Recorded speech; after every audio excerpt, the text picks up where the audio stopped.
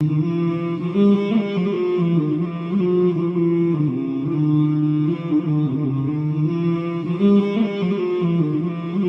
tells us in the Quran again and again, we hear about Jahannam. We know and we think about Jahannam as being something far away, right? Jahannam, hellfire. We think of it as being something far away. It's in the hereafter. Yeah, that torture and that torment is far away. But what we don't realize is that the torment and the torture of taking something other than Allah and loving it as you should only love Allah will torment you and torture you in this life before the next life. That same thing that answers all these questions, what do I think about most? What am I most afraid of losing? What makes me angry? What's the first thing on my mind? What do I think of in my salah? That same thing, whether it is your family, your kids, your husband, your status, your money, what's this person saying about me? What's that person saying about me? My image in front of people, what do people think? Whatever it is, that same thing will become the cause of your greatest pain and torment. You see how it works? Allah has designed this universe in a specific way. Allah has designed the human heart in a specific way. When you change that design, when you go against that design, you feel the pain. Because you're going against the law of the universe. What is the law of the universe? La ilaha illallah. La ilaha illallah is not just a statement that we say. In fact, we say it many times a day, but it isn't just a statement. When you're saying La ilaha illallah, you are saying that there is nothing worthy of being put at the center of my life except for God.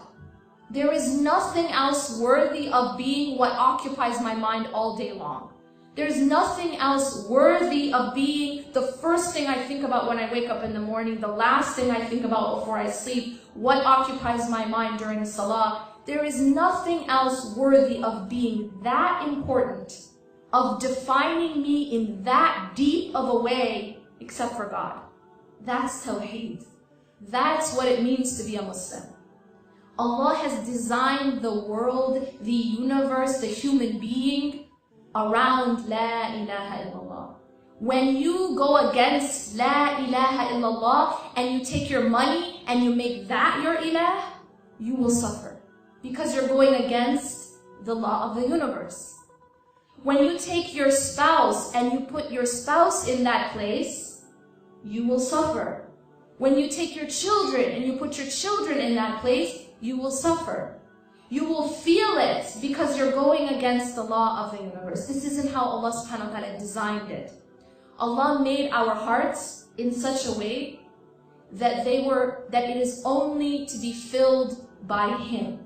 And so when you fill something with a substance that it wasn't intended to be filled with, it breaks. When you go to the gas station and you need to fill up your gas tank, and you decide that today, you're not going to put gasoline in the gas tank, today you're going to put orange juice. Well, not a very smart decision, because what happens? What happens is, your car is not going to work, and in fact you will break that car. When you fill the gas tank with orange juice, you're filling it with something that it was not designed to be filled with. Our hearts are the same. Our hearts are like a cup. And you can fill that cup with whatever you choose. But if you choose to fill it with this life, if you choose to fill it with dunya, if you choose to fill it with money, if you choose to fill it with status, if you choose to fill it with what people think, then that cup will break. That heart will never feel at rest. That heart will not feel peace until it is filled with what it was designed to be filled with.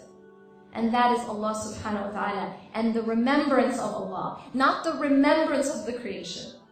We should not be obsessing our minds and our hearts with anything other than our Creator.